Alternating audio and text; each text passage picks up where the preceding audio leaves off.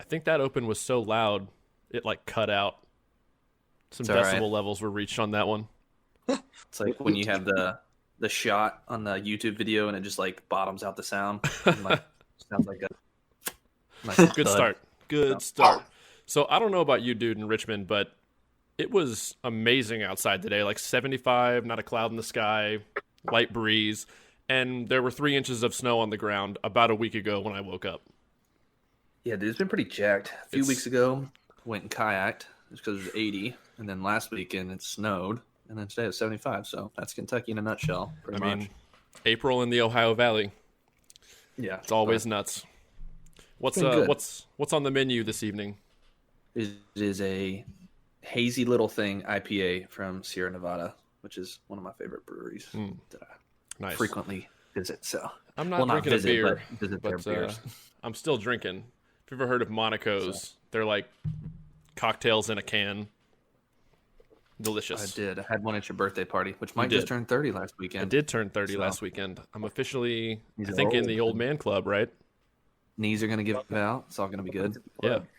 Yeah, I think your wife Audrey just kept telling me like you're gonna start waking up and like your knees and elbows and neck's gonna be more sore. I was like, don't put that evil on me. I'm not ready for that. Okay, I know Don't you put time. that evil on me, Ricky Bobby. You see, though, we all marched drum corps, so we were 30 at the age of 20, basically. That's a good point. We'll see. Yeah, You Dave, ha- that's all right. like Well, as you dog can see, we have a guest today, but we'll introduce him here in a minute. I'll go through my intro spiel as quickly and concisely as humanly possible. Welcome, everyone, to the Aged Out Podcast. I'm one of your hosts, Mike Fantini, and with me, as always, is... Evan Wall. And like I said a second ago, before we intro the guests, click subscribe on the YouTube channel if that's where you're watching. Drop a comment, join the conversation, let us know what you think about anything we've said, our opinions, all the usual blah, blah, blah. Share the video with anyone you think might enjoy our content. Smash that like button. All that stuff helps with the algorithm. If you're on podcast services, make sure you're subscribed.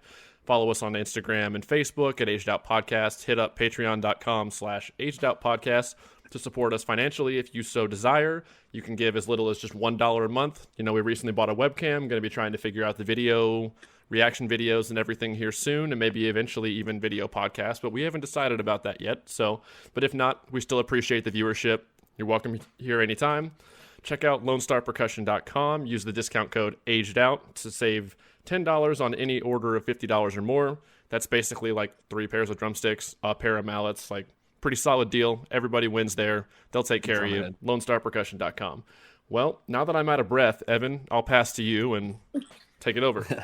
For sure. So I'll intro our guest here, which is a gentleman that I've been in proximity to several times, but never actually talked to in person. Heard a lot about through some mutual friends. But joining us out from California is Brandon Zackey. Welcome, man. Thank you. Thanks for having me. Yeah, man, it's good. We were doing a little bit of brief just back and forth before we got started, which we'll revisit, but already found out that we have a lot of mutual friends that we drummed with either at school or drum corps or just were taught by. It's a pretty small world in the drumming community. We've 2 said it degrees on of here separation. several times, like 2 degrees of Yeah, separation. exactly. It's funny how that happened. So yeah, man, just kind of take us away. Obviously, we know who you are now in the fact that you're a world-class musician, drum set, quad player, but there was a journey to get there. So take us through it. Yeah, I mean, I started playing drums at the age of 9. Grew up in Southern California. Started on drum sets. So I started as like a wee little lad, you know. Played drum set for a really long time, but I feel like I didn't really take drumming too seriously until I was in like high school. And then I got into the marching stuff, and that kind of helped to like really get me into it. You know what I mean? Like I took lessons and stuff, but to me it was just kind of was like it was like a fun thing, you know, but I wasn't like super gung ho about it. And then I got really into the marching stuff. And then once I was marching, I didn't really like play drum set that much until I aged out, really. Like I took like close to like 10 years off of the drum set pretty much. Wow. I mean, other than just like random little, like, you know, here and there, like, Yeah. jamming out and stuff. But like, So, I don't even think I set up like my own kit like the whole time I was marching. So I was pretty much like, I feel like I'm the kind of person, you know, when I'm doing something, like I'm either like super into it or I'm not into it at all. You know what I mean? So, yeah. So when I was marching, I was like pretty much just gung ho about that. I started doing drum corps when I was like 16 or something like that in pretty 05. young. Yeah, pretty young. I think I was like a junior in high school. But yeah, I went to Chaparral High School. It's just like not really that great of a high school. We were like a little A-class drum line. But You say that, but a lot of like the drum lines in California, like A-class out there is kind of like a different A-class in a lot of other places. Yeah, that's true. I mean, we were A-class and we weren't that good, but I was very fortunate to have very good people in front of me, very good instructors and very good drummers around me. And, I think it's kind of funny is like, I feel like a lot of people that go on to do a lot of stuff don't really go to like the really, really good high schools. You know what I mean? Like all the people from like Ayala and Chino Hills, like maybe a couple of them will go on in March, but like for the most part, they kind of. We've talked about that before. Like they get such a high level experience at a young age that you kind of like burn out. Yeah, they're like, all right, we got it. I get what's gonna happen. It's gonna be the same thing, but I'll have to pay money to do it. Yeah, been there, done that kind of thing. Yeah. So whereas like the A-class, a lot of the A-class kids, it's like they're really hungry for a high achievement. You know what I mean? Yeah. Right. Yeah. But anyway, so I went to Chaparral High School, and then I started marching at Yamato. It was the first drum corps I marched in 2005. Oh wow. Are they based out of California? Yes, they were at RCC. Actually, we practiced. Oh, okay. Cool. Yeah, or at least for a little bit, and then I think we practiced at like a school in Moreno Valley too. But anyways, yeah, they folded. That Yamato was cool because it was like half Japanese members and half American members. Was the way it worked. Interesting. Was it an open class group at the time, or were they world class? Yeah, it was. Well, back then it was Division 1, 2, and 3. Yeah, we were Div 3. Okay.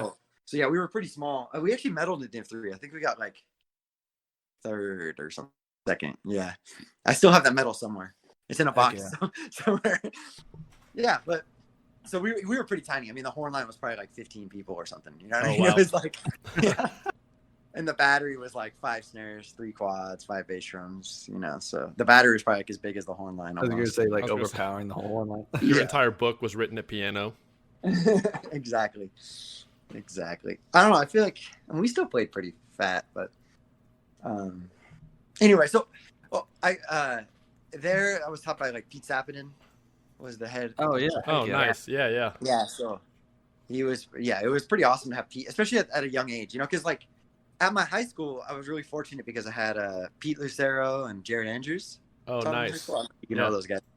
But both of them marched Blue Devils. So it was like at my high school, I had 2 Blue Devil quad drummers teaching me. You know what I mean? That's like, I feel like not that many people are fortunate enough to say that. You know what I mean? Like, yeah, no, definitely lucky. Yeah, I was like really surrounded by good hands and a lot of good information. And I just like I took lessons with both of them for a long time, and then I would just try to like hang out with them as much as possible, and like ask them like, hey, like, how do you do this? Like, teach me like I remember learning like a couple cadet slicks from Jared, and like I couldn't really play them at tempo, but like I learned them. You know what I mean? It was like yeah. And like some Blue Devil stuff from Pete, so it was like really cool just to be able to like, especially like then it was like 2005. YouTube wasn't really like a thing, right? And there wasn't that many places to find like videos and sheet music.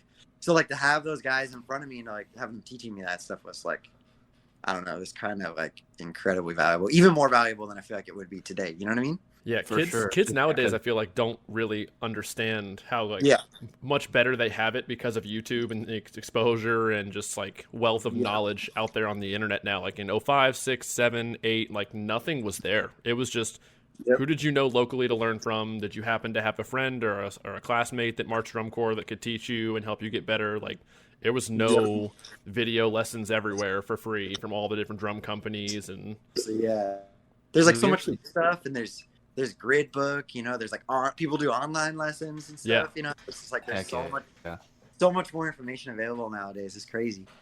It's great. We actually did a podcast with Pete, and we were just talking about how like it's all tribal knowledge like passed on by like word of mouth or like person to person. And like back then in like the mid and early 2000s, like the access to that information was very small. Like you were saying, like you were taught by them in person firsthand, so you had the access. Yeah. Fortunately, now people can get that through online mediums and stuff, which is pretty cool. Exactly. But yeah, So, yeah. Jared, shout out Kentucky boy. Exactly. I'm sure Jared will come up several times because he taught me a lot of places. But yeah, so then I had like Pete Lucero and Jared teaching me in my high school. So that was like super, super sick. But then I went to Yamato and Pete Sappinen was there. And it was, I don't know, I really I can't explain how much I benefited from Pete Sappinen at the time. Like he was a little harsh, I feel like as far as like for me, like being like 16, he was like a little intense, like I never I had never like experienced any instructor like that. Like, I don't want to say mean, what I mean? But he would definitely tell you like it is. And he wouldn't bullshit. You know what I mean? He was like, and if you didn't give him the respect that he thought he deserved, he was not afraid to put you in your place. You know what I mean? Oh yeah. I met Pete at Blue Stars auditions in 2010 because he was around for a little bit from his connection to Tom Monks and stuff. And if I remember like the first night of the first Friday camp, he literally like told some high school kid, like had him play something. He goes, dude, that was not good. And like, he just is super blunt, but like there's a benefit to that. Like if you're 16, I'd rather be 16 and have someone go, dude, that was terrible. Yeah. You need to do X, Y, Z and figure this out. And he's like, he was always a big proponent of don't get your feelings hurt. Like we're all trying to get better here and figure this out. But he just did not hold back. It was like, that was bad. If it was bad. So it was really interesting to be exposed to that kind of an instructor for the first time. And it was refreshing too. It was cool. He definitely has like that old school, like bullshit approach, Yeah. But yeah, but like what I really like took away from Pete was foot timing, and that was something that I had learned in high school, but it wasn't like as much. Like Pete stressed that more than like anything. Like we would play like 16th note grid at like 50 beats per minute or something like that, and like if your feet weren't in time, it was like you know what I mean? It was like, so I mean, and like at the time it was like, all right, like why are we doing this? You know what I mean? It's like I get it, it's marching band, your feet got to be in time, but like what I realized after that was when I marched like everywhere else, and I marched like a lot of places after that. There was that my feet were never an issue ever. You know what I mean? Like I can never remember getting like called out for foot timing or like being out of step or any of that stuff. So like having that drilled into me when I was 16 was kind of crazy because I never had to worry about that. I was able to worry about other things, like building chops or like technique or like marching technique, you know what I mean? Like, or whatever, you know what I mean? It was so nice to like not be that guy getting called out for not being able to mark time to stuff and stuff like that. You know what I mean? And like, and I just realized it was like everywhere I auditioned, you had to do something like that, you know what I mean? Where it was like, all right, we're going to play the grid and we're going to do this with our feet and like that, you know what I mean? So it was like, it really was like kind of crazy that like I was saying at the time, it was like, okay, this is kind of sucks, like Pete's yelling at me, my feet aren't in time, like whatever. But it was like after that year, it made everything else for me in my marching career so much easier. So I was really grateful. Like really foaming out the mouth, like licking your chops. Like, all right, we're gonna do some grid. Got this. Let's go. Exactly. Yeah, it's like I remember like doing like I think it was the first time I auditioned for RCC winter line. We played like a bunch of grid variations, and it was like me and the dude who was a section leader at the time, this guy Kendall, were like the only ones that were like making it through all the variations. And it was like, I was like, damn, I might actually make this. I got cut, but it was like, I don't know. It was just kind of cool though. Cause I was like, I think I was like 18 or something. And I was like hanging with a dude who was like 21 and I already marched Blue Devils for like 2 or 3 years, so it was like, kind of like, I don't know. It's kind of crazy.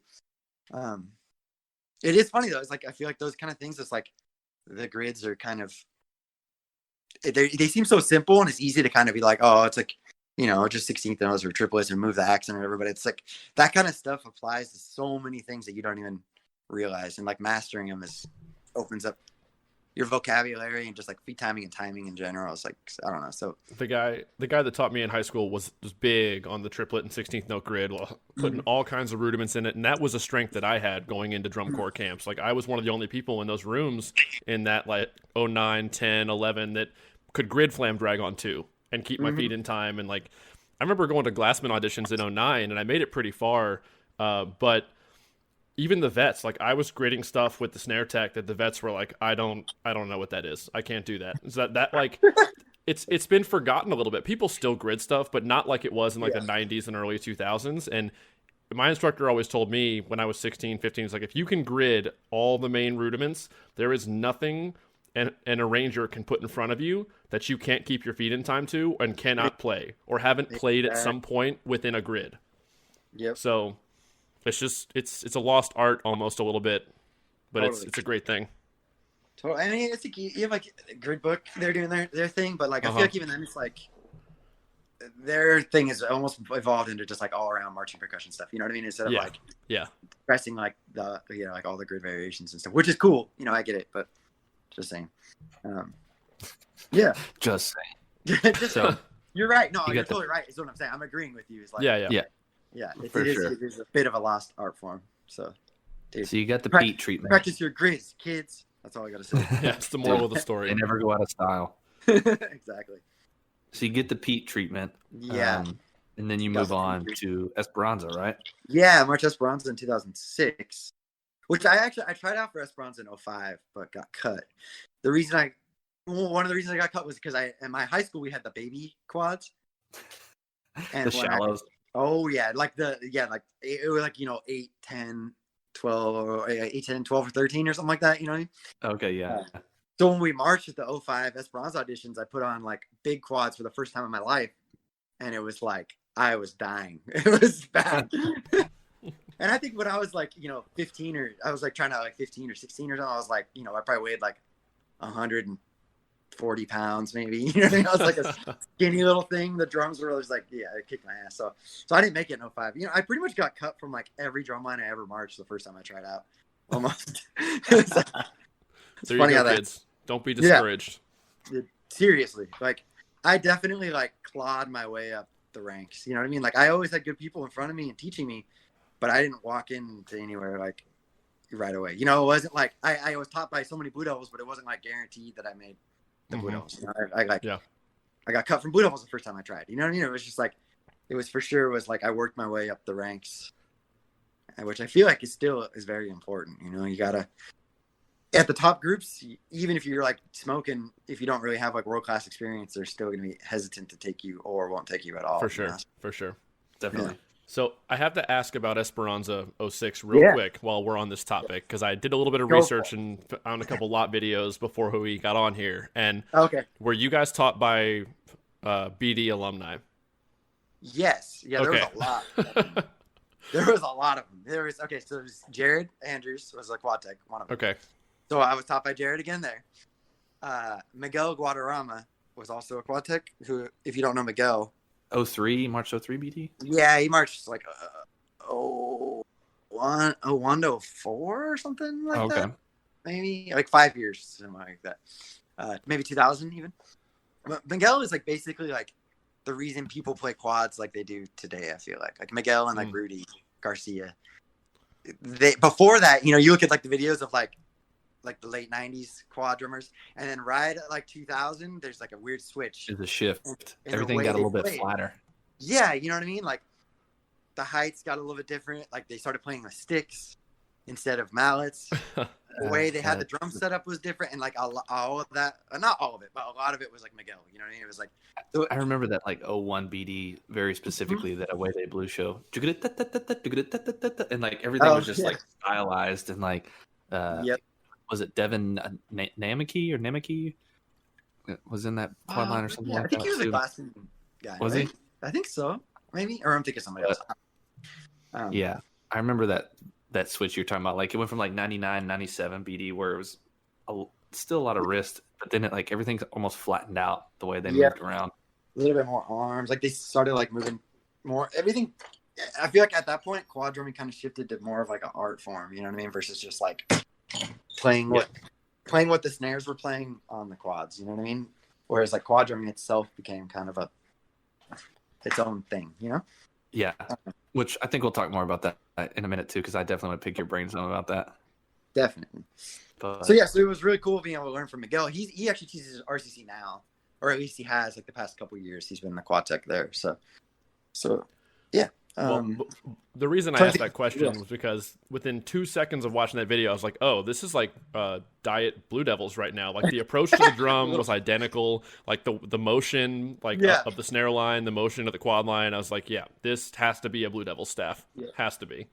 It was. Well, actually, I mean, other than the quads, I don't think there was really any Blue Devils. Well, the pit had a lot of Blue Devil people too. It was like Jim Wunderlich was riding, and I think Brian Dinkle was the guy kind of running the pit, who is the Blue Devil, one of the Blue Devil pit guys now. So, but I'm trying to think who the snare tech was. Luke Young. Do you know him? He was a cadet. I think I know him.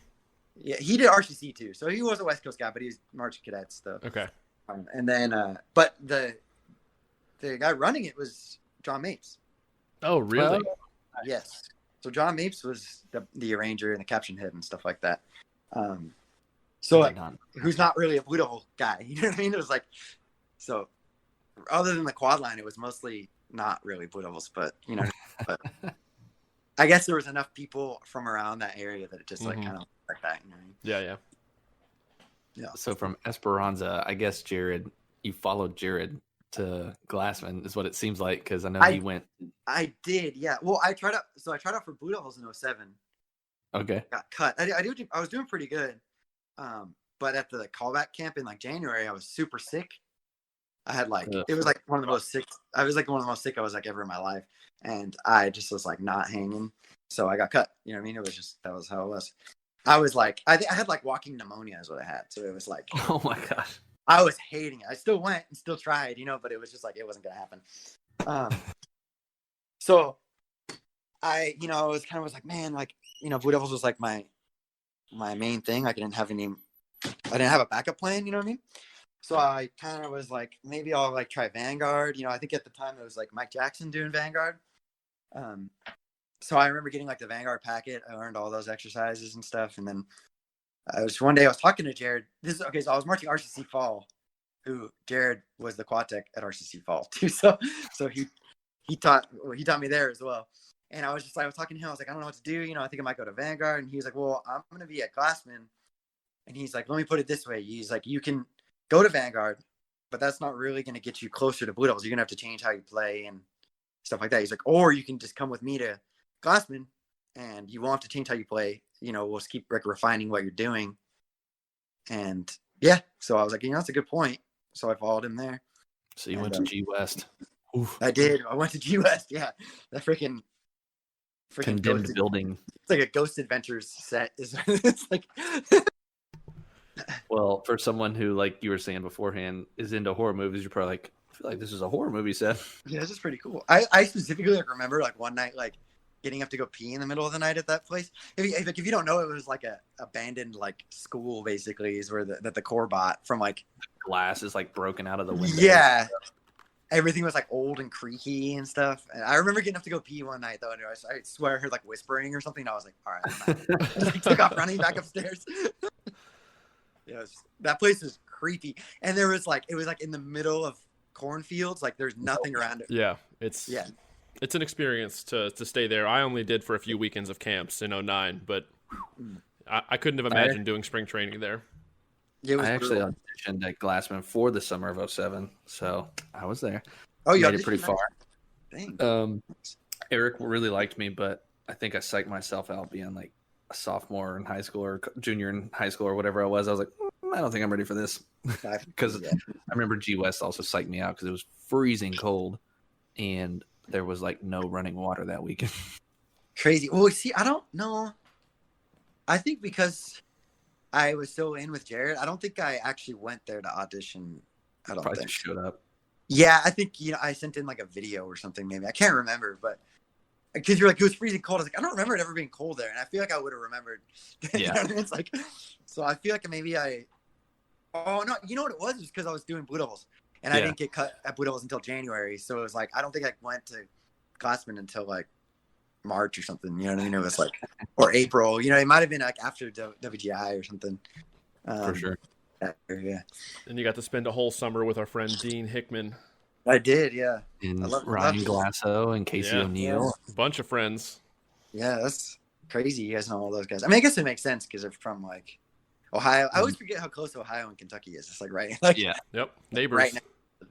Yeah. Dean is a 3-hour drive from me, even though he lives in Columbus, Ohio. Okay. And that's like, I mean, you can drive like 12 hours in California and still be in the same state. So You can, yes. I did it like all the time when I was doing Plutos. It was like drove from SoCal to San Francisco basically. It's like 8 hours or so. jeez. Yeah. Do that like once a month for a few years or whatever. And you can drive to like 4 states over here in that time. Exactly.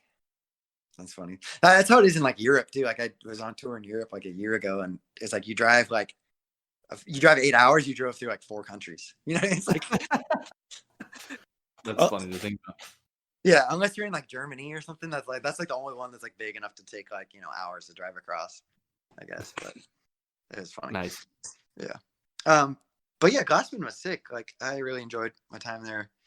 It was a lot of fun. I mean, it was definitely it was cool to get a little bit more of like an East Coast vibe. You know, like we had Eric Ward kind of running things, and he definitely had that. I had gotten a little bit of it from like Pete Sapadin and like, but not to the extent that Eric had. You know, he was like pretty old school cadets, like Yeah. style. You know what I mean? Touristic, like, let's go. Yeah. Exactly. Like, here's a funny story about Eric that I remember specifically. I think this sums him up like perfectly. It's like there was one day we were rehearsing, and the weather was like getting pretty bad. And I remember we were repping something like the drum solo or something like that, like on the field, like battery sections.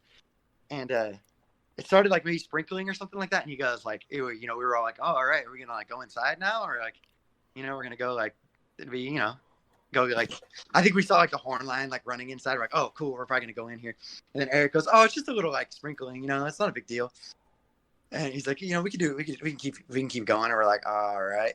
And then and it gets worse, right? So it starts like raining real hard. And Eric's like, oh, it's just a little rain. Okay, we can keep going. And we're like, okay. And like, there was like lightning and thunder, I swear to God. And Eric goes, all right, last rep. Like there was like lightning coming down. It was like torrential rain. And Eric's like, all right, we'll do one more rep. And we did one more rep, like in the lightning and thunder. I'm pretty sure it started hailing at some point. Like I swear. It was like, there was like hail coming down.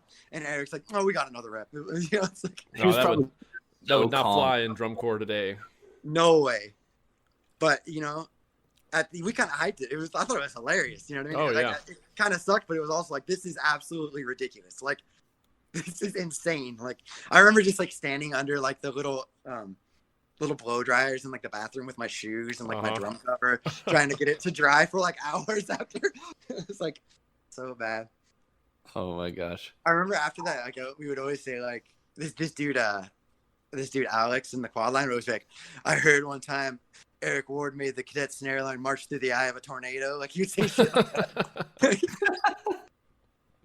Actually, I did hear a story about Eric that like he got cut from cadets like his first year, but just kept going back to camps, and eventually they're like, all right, you're in. Honestly, I believe it. Like, it makes sense. I wouldn't be shocked.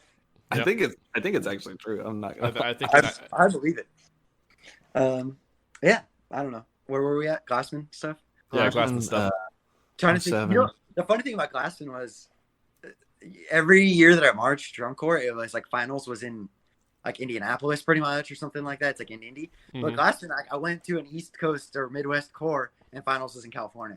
It was right, Pasadena. Nice. Yeah, Had the short commute home. it was pretty nice. Yeah, just All chill. right, see you guys. Exactly. Instead of like having to fly home or whatever. Yeah, it was cool. Finals both summers that I marched 10 and 12 was 2-hour drive from Louisville, Indianapolis. Wow. So like I just like it was so surreal in 2010. Finals happened, retreat happened, and Yeah. I mean, we went and took photographs and stuff after retreat in the lot. I just like grabbed my stick bag, put my drum and uniform back on the truck, and got my stuff off the bus, and I was in my bed in Louisville like 2 hours later. And I was just looking around like that was very abrupt. Like That is pretty crazy, yeah. it was wild. Dude, Especially since you're so used to the whole drum corps thing, and then it's like a shock to your system to Yeah. like, all right, I'm in bed like a few hours later. Yeah. dude, both of my summers, the day after finals was like move in for college band camp. It was like the next day. So like I remember Sunday after Saturday finals, I was like moving into school for like band camp to start Monday morning. And I was like, I'm going to need a block to just sleep. You guys can like audition the freshmen for the drum line. And I'm just going to like take a nap. I've been doing this all day, every day for a few months. I think I'm good. Like, I think I'll be okay. No, I can yeah, take like, one block off. And like Casey was there with us, Casey O'Neill from Glassmen, which I love Casey so much. Yeah. And we're good friends and all that, even though he's in Texas now. But Is he really? I yeah, haven't talked to him in so long. That's crazy. yeah, man, he's living in Texas. He's got a kid. Damn, wow. Good for him. Tell him I said hi when next time you talk to him. will do. I will. Yeah. I'll text him right now, actually. And then Evan, I bet the text you get back is going to be "dude" with like 5 U's. That's exactly what he's going to send.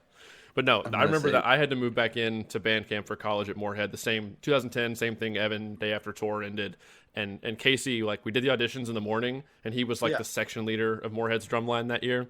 And he just looked at me, Evan, after the line was set. He looked at me, Evan, and one other guy who had just gotten off tour with Glassmen actually in 10, and he was like, "Hey, you three can just like go sit for a while, like go chill in the shade. Like I'm gonna beat their hands up. You just go hang out." That's awesome. It's like you've earned it. Yeah. So you did you did what Jared told you. He camed, refined you. Mhm. Next year, the goal, BD, got in. I made it. Was it like just this jubilation of like, all right, I reached the mountaintop? It was definitely, felt good. But I felt like though, like I like killed the audition, but I still felt like, I don't know, that like I was, not that I wasn't prepared, like I had been like practicing so much, but it was like, I don't know, I feel like I wasn't quite like ready, even though I was ready. If that makes sense. I don't know. Yeah, I don't know. I definitely was like super excited. I think everybody I knew. Don't they do something interesting there with like the it's like, I don't know, the gauntlet or like the add-a-lick or something like that? Oh, the dog fight. The dog fight. Yeah. That's what do it, but yeah, that was a thing that we used to do like every year I auditioned. And it was like the tech. So like the first year I auditioned, it was either Sean Vega or actually, yeah, I think the first year I auditioned with Sean Vega was like made up. You basically what you would do is you'd like make up a bar of a lick. You'd be like, so they set up 4 sets of drums, and it's like, all right, let's get 4 people up there. He'd like make up a bar of a lick, and then he'd play it like once or twice. He'd be like, all right, let's like give you a second to peck it out. And it's like, all right, let's try it. You tap it off, give you a few reps, then you switch, and you're like, all right, let's try it. Tap it off, give you a few reps, sort of switch, go through everybody. Then he'd make up another bar, and then it's like whoever's on the drums, like, all right, let's try it. Switch, try it, and then you make up another bar. You keep doing that. And it's like whoever can learn the lick the fastest stays up there the longest. As I mean, obviously it's like that's not the only thing that like determines you making the line, but like it definitely helps. It's pretty intimidating, I'm sure. Yeah.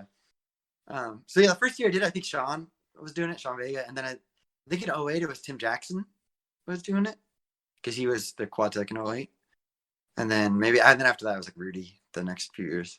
But yeah, it was like intense, fun, but really, really stressful. Also know Tim very well. Mike and I marched for the mix. I did 3 years and Mike did 2. So we know Tim really well. Nice. Yeah, love Tim. Yeah, he's awesome. He's definitely one of the smartest people I've ever met in my life. He is very smart. He's he's too smart for his own good, I think. Yeah, he like starts talking about grids and like start talking about like he would write them out like from pressure points, like at the top left of a page where you're using like really open pressure points and open grip. And like, as you would go through the middle of it, it would get like really front fulcrum heavy and like pinch type grids. And then it would ungrid as you got to the bottom right of the page. I was like, no, we're not doing that. I'm good. That's crazy. Yeah, that's cool. I've never heard of that. But dude, Casey says, dude, hey Brandon, it's been a while. Nice. It has been a long time. I can't remember the last time I feel like it was probably like when I was marching was the last time I saw him. You know what I mean? Like 2010. Yeah, probably. Yeah. But yeah, Tim Jackson, Dogfight, BD in there. So 2008 was the Constantly Risking Absurdity show. It was. Ryan Klaus is in there. Forgot about that. He was. Yeah. I'm sure. No, Ryan. You guys know Matt Bowers too? Yeah. I know Yeah. who he is, but I don't know him. He taught Blue Stars a little bit in 2010. He was around a little bit during move-ins. Okay. Gotcha. That's awesome. He's another person. I haven't heard from him in so long. Like I hear from Klaus occasionally and like everybody else that I march with, but like Matt Bowers kind of disappeared. I feel like I don't know. It's too bad though. I love that guguy. I would I love never met him. But Matt. I know I know he overcome some obstacles to Oh, play. yeah. most certainly. Yeah, it was really like inspiring. That guy marching with him was pretty crazy, and he was like so good too. It was like that guy was a machine. Like So for those who don't know, Matt Bowers Bauer. was either like partially blind or his peripheral vision. Or I'm pretty sure he only has peripheral vision. Yeah, Correct me if I'm wrong. I think everything in front of him is like incredibly blurry, and then he can see somewhat, or he could at the time see somewhat clear outside of his peripheral vision. Yeah, so like I remember he was at Blue Stars during move-ins. He would be looking at the quad line, like facing the quad line, and then after the rep, he like made a comment to the snare drummers in front of him, and we're just like, "What is happening?" Until one of the other quad techs was like, "Yeah, if he's looking at you sideways, like if he's facing you at like a right angle, he's looking at you, and if he's facing you directly, he's not looking at you." I was like, "That's great. It's I crazy." remember in his I&E solo, he like put a blindfold on. I'm like, dude, this is what you do all the time. But Yeah, it doesn't make a difference. So funny. Yeah, that guy, he was crazy. He was a machine. So I remember like he tried out in 07 too when that was his first year he made it, right? And I remember when I was trying out, we were in like a hotel room and like a bunch of people were drumming like, you know, the night before or like after like one of the Saturday nights or something like that. And he was like learning the accent tap exercise, which if you don't know it, it's like a fairly long, it's like that like that whole thing, you know what I'm talking about? Yeah. It's pretty long. Like all the Blue Devils exercises are like unnecessarily long, I feel like, and like complicated. Dude, the flams around. Oof. Yeah, seriously. But he had never looked at it before. And he had this little thing that was like probably like as big as like this, like as big as like a phone. And it like zoomed in, it made like each note like, you know, like 4 inches big or something like that, right? And he like put it like, I mean, obviously it's a podcast, so nobody's gonna see what I'm doing, but he like put it up against the paper, right? And he had his eyes like this, and he went over the whole thing for like 10 minutes like this, just like staring at it, like 2 inches away from the screen. Yeah, and he was like, "All right, I got it." And then we were like, "Wait, what?" And then we played it, and he played the whole thing, and maybe like messed up once. Like it was like the craziest thing, like around and everything. He like memorized it just by looking at it, basically. You know, it was like insane. Wow. Yeah, it was crazy. I was like, "All right, what the hell? Like what?" Like, you know, it's like what am I doing? He's got like some daredevil powers. You know what I mean? Or it's like all their senses are heightened. So crazy. He was that guy was a machine. But that's pretty sick. Yeah. So then you get reunited with our friend Dean. So you guys stood center 2 at Glassmen in 07, separate for a summer. And then you get reunited for 2 summers, 2009, 2010 at BD, which are some pretty prolific quad lines through the years. Yeah. Some good years. You guys were all right. Yeah, we were okay. It was all right. Those tapes are pretty funny with the final tape with JJ, who was obviously in the Q5. It's like, yeah, perfect. Yeah, he's like, oh, yeah, perfect. Yeah, that was funny. There was like, I remember we had like in 09, we had a funny one from Jeff Prospery tape. It was like after one of the shows. I don't think it was like finals. I think it was maybe like a regional or something. He's like, quads. He's like, I'm assuming you guys are all men. He's like, if not, I'm sorry, or something like that. He's like, but you guys have man chops. He said like something like that. It was like so funny. That's like, such a Prospery comment. It's a very Prospery comment. Yeah, you guys have man Probably chops. like Middle Tennessee. I think he judged the Tennessee regional. What was that one? Murfreesboro. Yeah.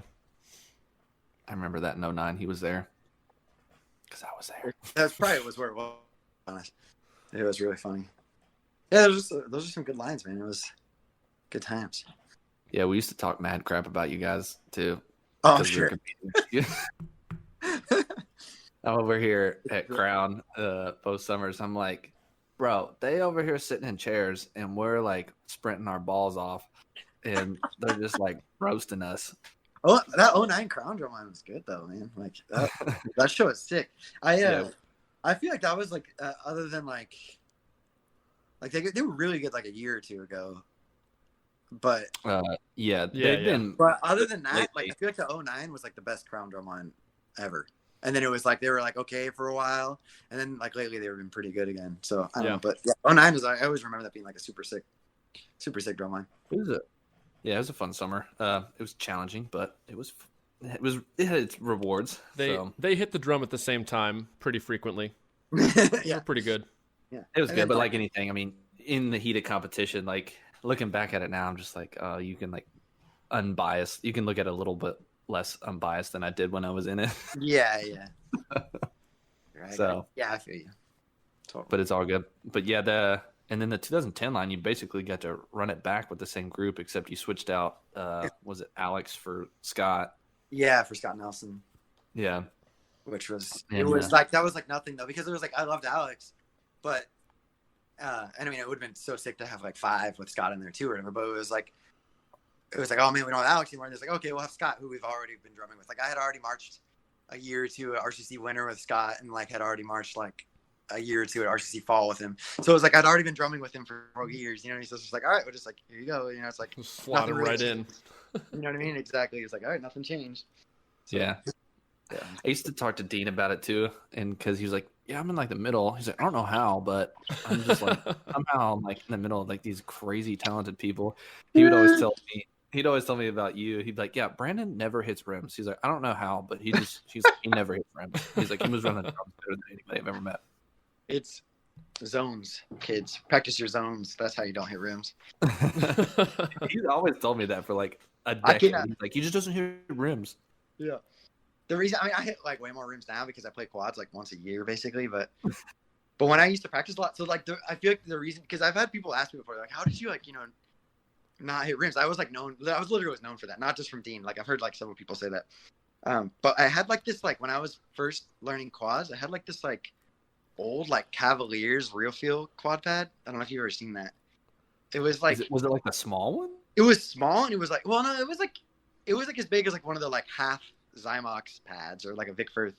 Mm-hmm. Okay. But maybe a little bit smaller, you know what I mean? Like, but it was definitely wasn't they weren't full circles, you know? But so you know how the old real feel pads had like the black rubber and then they had the gum rubber? Yeah. So the drums were made of like the black rubber, right? Like the black hard rubber. But then in the like playing zones were this gum rubber thing. So like where you put your sticks. The problem was that they were set up for like Cavalier playing zones, which are different from how I was taught. So I would like practice like doing scrapes and stuff, and I would only hit like the little black rubber part that was like in between everything. So I was like practicing for years on like this tiny little like thing, like hitting like only these like small little like black rubber part. You're talking about like the Cavalier zones, like more like the A-frame.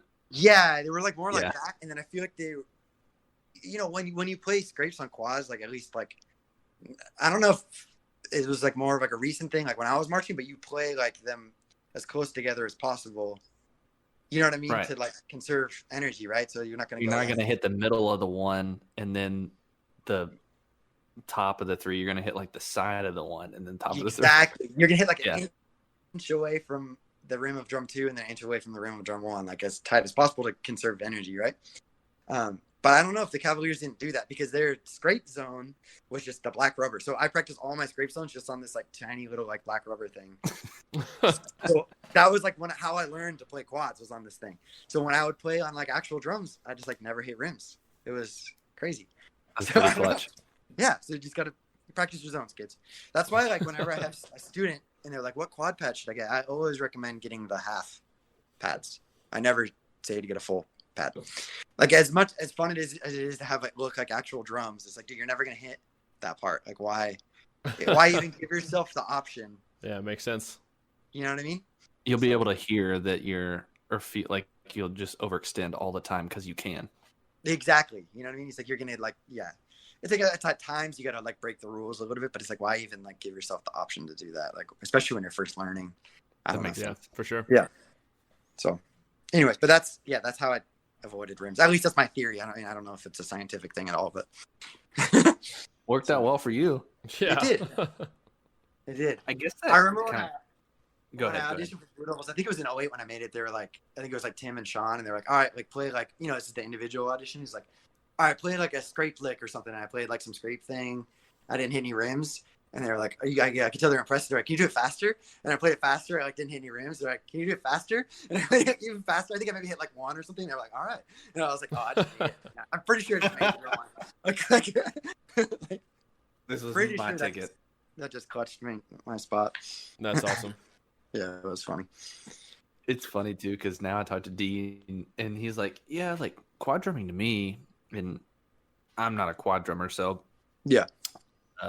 By all means, I'm glad that we have more and more of them on here to share the wealth of knowledge. But he's like, yeah, like now, like he's like, I used to be like so focused about playing quads, but on the back end when I was like teaching and writing and arranging, he's like, I don't even care if there's like one in there. I just want to like see some cool rounds and something unique and something different.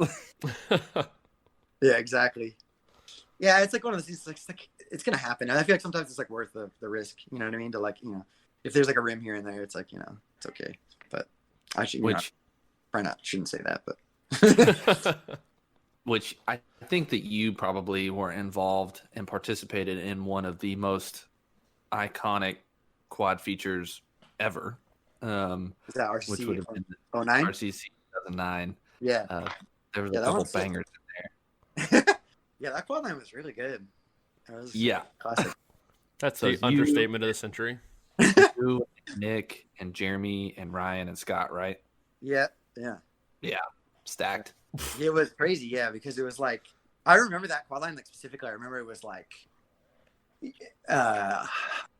our like last like 4 shows were like amazing. I remember like, it was just like, it was like, obviously finals and like, you know, prelims, whatever at WGI were like really good runs. But like I even remember like SCPA finals, like which is the Southern California circuit, and like SCPA prelims. Like I remember there's just like so many shows in a row where I was like, damn, like that was like really good. Like early in the season too, it was like, you know, because it's like even like, I mean, you know, you're in good drum lines. It's like even like you'll have like iffy shows. You know what I mean? It's like, but I can't ever remember like ever having a bad show with that quad line. You know what I mean? Like it's gotta feel good. Yeah, it was kind of nice. Even 10 years later, kids are still learning that quad feature. It's like that one, the 2011 drum one, 3. The 2011 one, everybody knows too. That like the one's like, you know what I'm talking about? Like starts with from the paper aeroplane show. Yeah, 2011. Yeah. I feel like every time I'm like running an audition or like something like that, everybody's like, at least one person's playing that. Like I'm like, how do you? Well, it's like 10 years old. Like, so funny. Why did he keep breaking his drum 3? Was that just like, I'm gonna break this? I don't know. He's just a beast. Jeremy. Because Jeremy taught Nick and Scott, right, at La Quinta? He did. Yeah. He taught a lot of good people. He taught Nick and Scott, and then this dude, Andrew Verdusco, who marched RCC 2010, 2011. He marched Blue Devils 2011 and 12 or something. I don't know, something like that. So Jeremy taught like 4 Blue Devil quad drummers, like by himself, basically. It was like, yeah, that guy was crazy. I don't know. There's like been this like running theme like recently in SoCal that it's like, oh man, quad lines like aren't as good as they used to be or whatever. There's like they called it the Great Quad Drought. I heard some people say. It was like, you know, just like, man, you know, the talent isn't as good as it is. And every time anybody asks me like, what's up? I just say it's because Jeremy doesn't teach anymore. Like, you know what I mean? Let me put it this way. And when I was marching, like, so 2010 RCC, there was Jeremy Summers, right? And then he taught Nick, who was in the quad line. He taught Scott, who was in the quad line. He taught Andrew, who was in the quad line, right? So 4 of those people were Jeremy or were taught by Jeremy. You know what I mean? And then I myself had to be taught by 2 Blue Devils and march like 4 years of drum corps to even get close to where they were. You know what I mean? It was like, so whatever he was teaching them and the way he was teaching them was working. You know what I mean? It was like, dude, he was incredible, man. Yeah, it's like crazy. There used to be videos on YouTube of like their high school indoor, and it's just like the snares are playing. It's like, oh, okay, this is pretty good. And then it's like the quad play, like a quads was like 5 minutes long. You're like, what the hell is that? I hope there's like the best. It was like the best high school quad line ever existed. I'm pretty sure. Probably. There's some good Dartmouth quad lines though, for sure. Yeah. Like, I'm pretty sure there was one year where like 2 of the dudes marched cadets or something at Dartmouth, and they were shit. Wouldn't surprise me. Yeah, it was like 2 quads, and they were both cadets. It's like, yeah. So, but yeah, I don't know. Jeremy for sure was like, he just had the Midas touch, you know, like anybody he taught, even myself, it was like, I stood next to him, taught with him, or not taught with him, I was taught by him, and then also marched with him several years. It was just like, every time I was just like, learned so much from that guy. You know, it's like crazy. I've He heard, just like, I've he heard was, crazy things, like incredible things. yeah. He's just like super humble and smart and nice and like had a really good mindset and a really good way to approach it. And he's very consistent with his, and not just his playing, but with his like his mindset too. You know, there was never a day where he was down or angry or upset or anything. He was always consistently Jeremy. You know what I mean? It was like, it was kind of crazy, you know? So which is like pretty important. You know, if you want to drum consistently, you got to have your head on right, you know? Definitely. The mental game is super important. And Jeremy taught the quad line at Blue Coats in 2012, my age out summer when I was there playing snare drum. And even the few times where he would like work with the snares on something when the snare techs were busy or whatever down in the field, like I could just tell, I was like, this guy has it figured out. Like he knows what he's talking about, and I should listen to every word that he's saying right now. Exactly. I heard a story that like Sean Vega got pretty emotional when Jeremy aged out at RCC. Oh, something like that. I mean, he'd been around for so long. Yeah, exactly. I mean, I feel like everybody kind of did. It was like, you know, he was definitely was like it was for sure was a great loss. You know what I mean? That's not like he died or something. But yeah. Just like him aging out, it was like a huge chunk of talent not in the line anymore. You know what I mean? Yeah. And not just talent, but like a leader too. You know what I mean? Uh-huh. Like so when I went to RCC 2010 was after Blue Devils 2009, right? And I had been the center at Blue Devils, and then I went back to RCC where Jeremy was the center, and I was like, this is sick. Like I can just like, all I have to worry about is playing with that guy, and he takes care of everything else. You know what I mean? It's like, you know, it's like I don't have to worry about anybody messing up or whatever. I just play clean with him. You know, it's like I have zero responsibility other than myself. Yeah, exactly. And I know he has like he's married and has a family and stuff now. I think had one kid at least, maybe more. I don't know what he's doing for work or anything now, but I know. I think he was doing like some kind of corrections stuff or something like that, or I don't know, something somewhat law enforcement-y, but not exactly. I don't know, but right on. I'm sure whatever he's doing, he's the best in the world. Jeremy, if you ever listen to this, we'll have you on for an episode. Just reach out. Absolutely. What's in the water? What's the sauce? Yeah. What's your secret? You kind of brought this up a little bit previously about like the great switch almost kind of overnight between like the late 90s to early 2000s quad drumming. I wanted to bring it back here. Just it seemed like there was a shift in what people were trying to look like and do as far as like the quad rounds. Like, oh, we're gonna play quads, not like snare on quads. Yeah, like, exactly. We're creative with their rounds. Like we're gonna move around in a different fashion. And that's probably a lot more nuanced than what I know because I don't play quads and I've never played quads. I teach young kids how to play quads at like a high school level. But at that point, it's like you just got to get their feet in time and their hands in time and have them play with like something. Yeah, I'm like, all right, if you can play on drum 1 and 2, then we can figure the rest out. What do you think, like in your opinion, like changed? Was it like the technique? Was it the patterns moving around the drums? Was it just like the stylization of how you play it?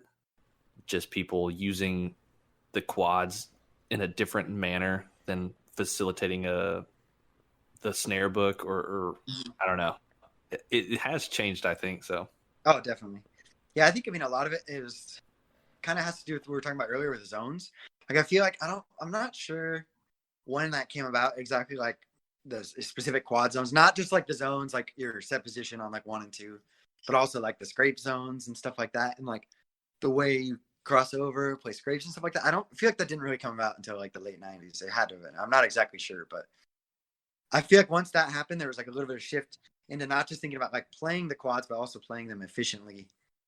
You know what I mean? And having like a consistent approach from one drum onto the around and being able trying to keep the same heights as you would have on one drum, even when you're playing like some more difficult rounds.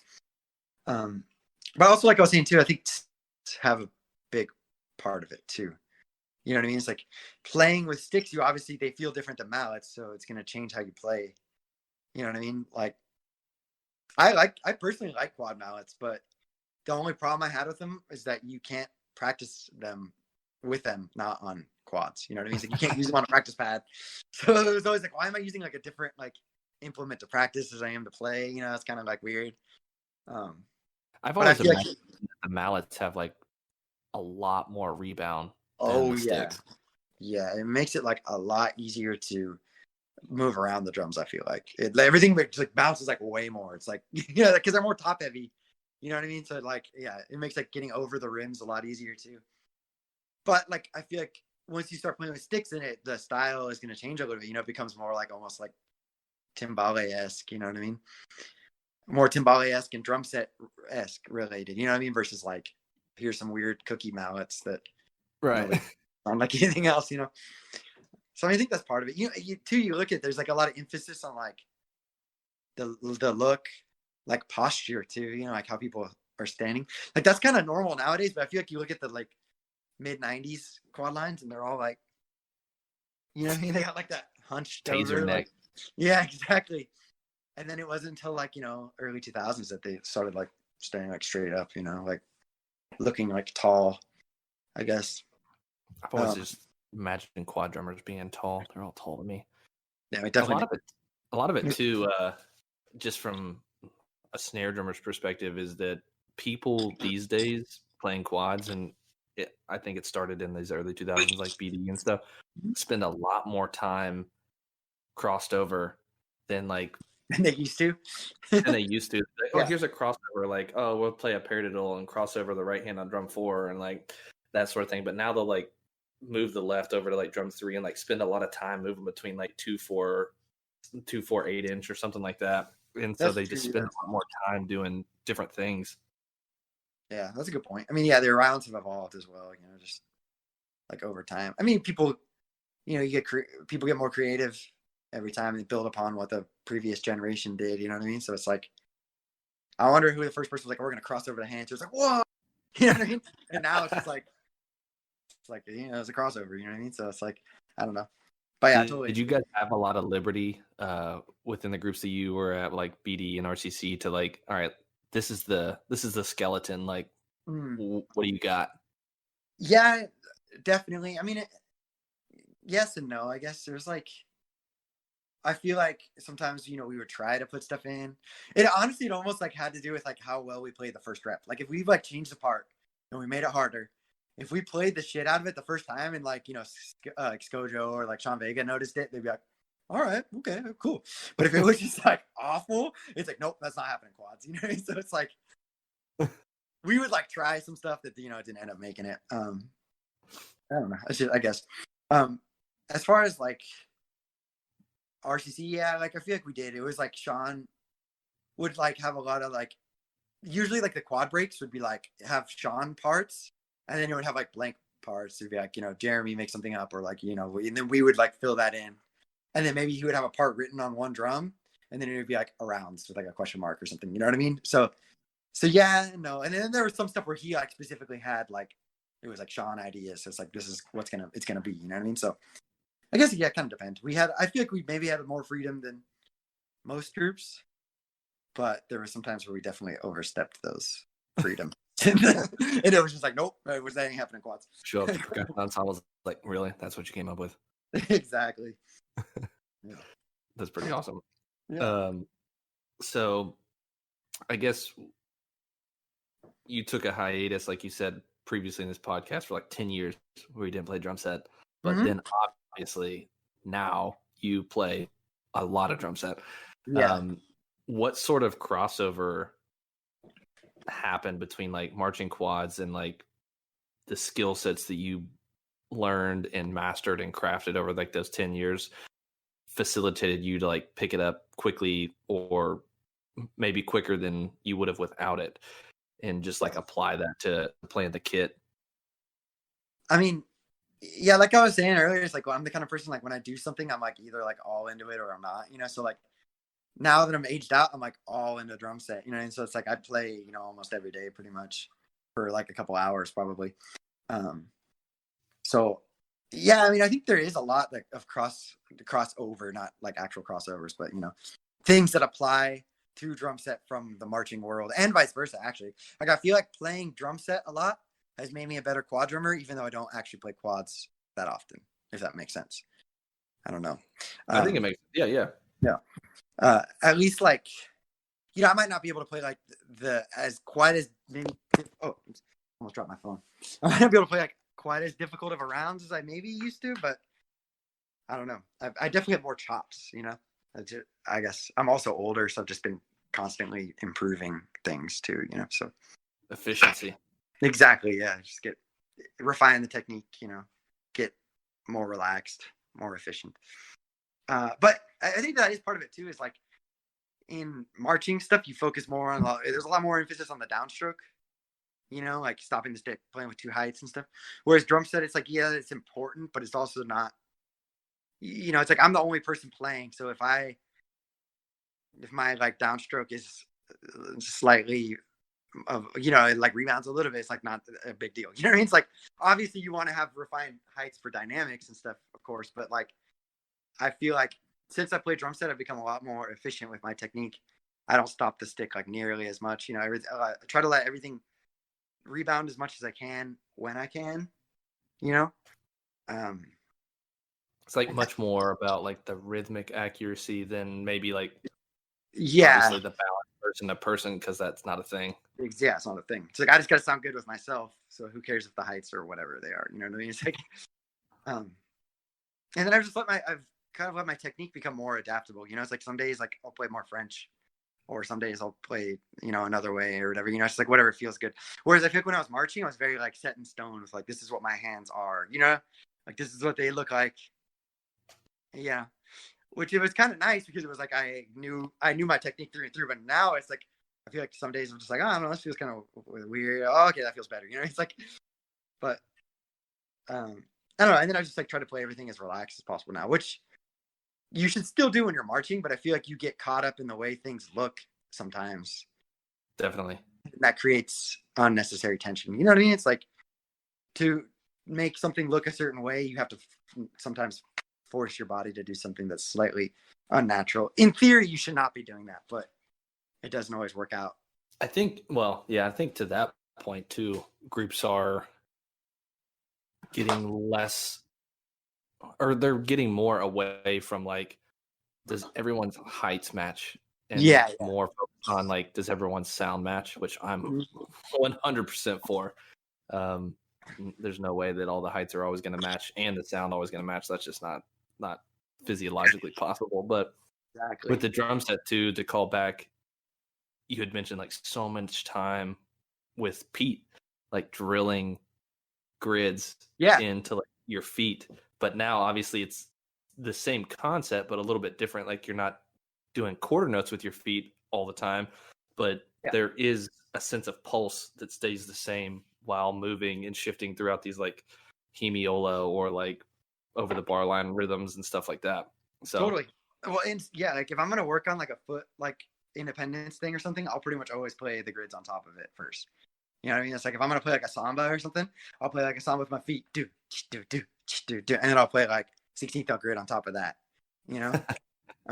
Or like try to play triple grid or whatever. You know what I mean? So I still like almost always will play those, even if I'm just like trying to work on them independency. But you're right. It's like I feel like before the marching thing really helped me to understand timing better than I feel like I ever really would have without it. You know what I mean? Like micro timing and how to actually play with the Met. I feel like I didn't really know how to play with the Met until I like started marching.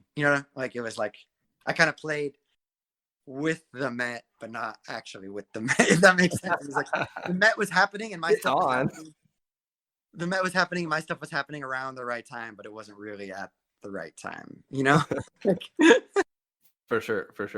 Playing with a Met is undervalued in today's world. I played with this track. I was like, well, okay, but play with the Met. Yeah, you can do both. They're both important. Exactly. Yes, they both have their benefits. Yep. And I mean, obviously, like rudiment stuff like totally applies. Like if you can, like sometimes it's like, I guess it just depends on how creative you are. You know what I mean? It's like you can make inverted flam taps into a groove if you're creative enough. You know what I mean? Or like a fill. And then there's some stuff where it's like I play it, I'm like, I don't know if that would ever work. But then it's like maybe I'm just not thinking of it the right way. It's like So that's something I know. I checked out a couple of your drum set videos Evan sent me links to before we did this, and I noticed there was a lot of overlap in the rudimental space. Like you play a lot of paradiddle diddles, like Yeah. a lot of paradiddle rudiments moving around the kit. And it's Mhm. funny, I always it strikes me when I see someone do that a lot, because I remember purposely, like there was who Pat Petrillo is? Oh yeah, of course. All right, he went to Morehead State way back in the day. Okay. So he came and did like a drum set clinic, and I wasn't a music student, but I still went just because he's a good, famous drummer, and wanted to go see what was going on. And I noticed when he was doing the clinic, he didn't really play a whole lot of rudiments, and if any at all, really. Like he's a phenomenal drum set player, and Yeah. has the pocket He just can like play locked. rudiments. Yeah, Yeah. he can. But so I asked him, I was like, "Do you ever apply any of the rudimental stuff from when you were marching?" And he goes, "Nope, not Yeah. really." And I was like, "It's just so funny how some person can apply a ton of it and be a really good drum set player, and somebody could not really need or want to use any of it, and they're still Yeah. just like both phenomenal at what they do." It's such Well, a I think the difference is in the style Yeah. more. Like Pat is, he's like you're saying, he's phenomenal, but he plays more like pop and like rock kind of stuff, like more like Beatlesy kind of sounding stuff. Where it's like you can't imagine Ringo Starr ripping a bunch of paradiddles around the kit, you know what I mean? It's like wouldn't sound right. So it's like if he was to do that, it wouldn't fit the style. You know what I mean? Yeah. Whereas if I'm like playing like a death metal thing and I just like play some quarter notes, it's not going to fit the style. You know what I mean? Right, So it's right. like, well, I guess whatever you're doing has to fit into the context of what you're trying to do. You know? Yeah, I mean that makes perfect sense. Yeah. Yeah, I watched So- a handful of those videos. One was the Drum Center finalist, the Guitar drum Center. ball thing. The Guitar Yeah, Center. Oh yeah, Guitar Center. What did you finish, by the way? Well, you don't get like a specific place, but Okay. I made it to the final 5. You know, it's like the way it worked. They don't do it anymore, but the way it used to work was like each store had like its store kind of competition. Then you went to like a kind of like a district or like county kind of store final thing. Then you went to like a regional, which was like your West Coast, and then there was like a Southern. I think there's like a Midwest or something, like a Northeast or something. And then if you won that one, then you went to like the final round. So once I got to the final round, there was 5 people, and then it's like you either win it or you lose it. You know, so it's not like they're like, oh, you got like second or. Oh right, I gotcha. Yeah. But it was just like it was pretty refreshing because I know that it's probably a little bit more expanding on like the style that you play for your bands, but Mhm.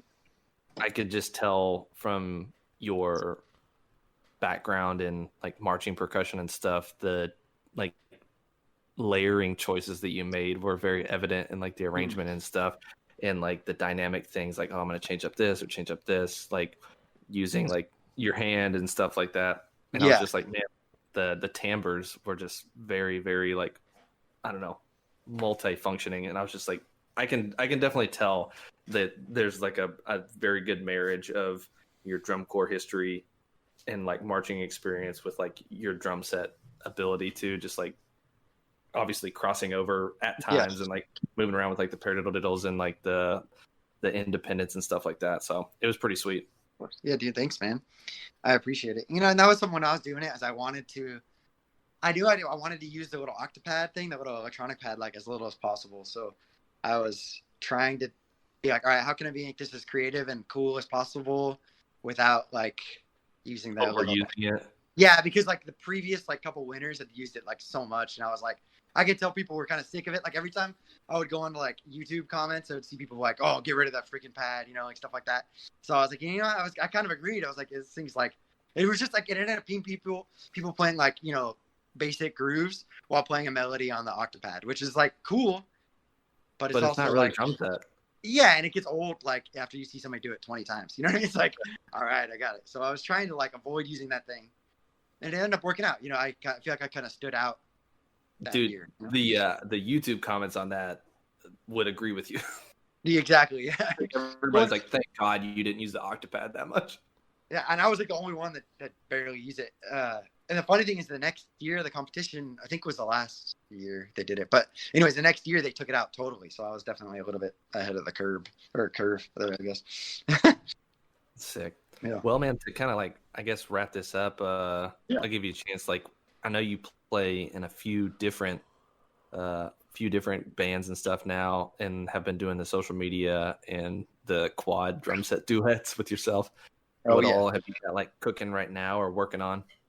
I mean, I play in a band called Enterprise Earth. It's like a deathcore kind of, death metal thing. We got an album coming out. I already recorded it. I recorded it in January. It's coming out in October, I believe. So that's kind of in the works. I mean, it's already done. It's out of my hands, but now it's just a wait. Yeah, well, it's already mixed, and now it's just like, all the other logistical stuff, like getting it to the label. They got to like make vinyls. They got to, whatever, like we got to approve the artwork and like, all that kind of stuff. So yeah, that'll be out in October. I think we're going to start releasing songs in like June, like singles, you know what I mean? Like one single a month or something like that. Yeah. Yeah. And I got my play in another, it's like a prog rock band. I'm going to track an EP for them. It's coming up soon. It's called Axis Nova is the name of the band. So be on the lookout for that. It's kind of like, basically it's like if Dream Theater made like video game music is what it is. So that's our goal with it, basically. I love that. Yeah. So the idea for that is like, I won't like give too much away, but it's like we're doing like a half-hour long or so EP, like I think it's 5 songs. And one of the dudes is gonna animate like a full 8-bit video game like music video for the whole thing. So That's really cool. I will check that out for sure. And it's all like instrumental, like prog rock stuff. So there's no vocals or anything. It's all just like kind of like, it's supposed to be like a video game soundtrack is our goal, So if Dream Theater made a video game soundtrack without vocals, basically, kind of that kind of stuff. And then, yeah, I mean, that's about it. Like specifically that I got going on right now, just, doing the social media thing. Holding it down. Just trying to make that happen. Cool. Stuff, Cool. Yeah, sick, man. Well, this has been great. That was the fastest hour and 13 minutes of my life, I think. Flew by. And super enjoyable conversation. So thanks for hanging out. I'll do a little outro, and then we'll wrap this sucker up. So everybody, I'm not going to repeat the whole spiel from earlier. Hit subscribe, share the video, join the conversation in the comments on YouTube, social media, Instagram, Facebook, patreon.com for financial support, lonestarpercussion.com, code aged out, save yourself some money. Brandon, this has been phenomenal, and we will see everybody in the next one. All right, thank you. Peace. See ya.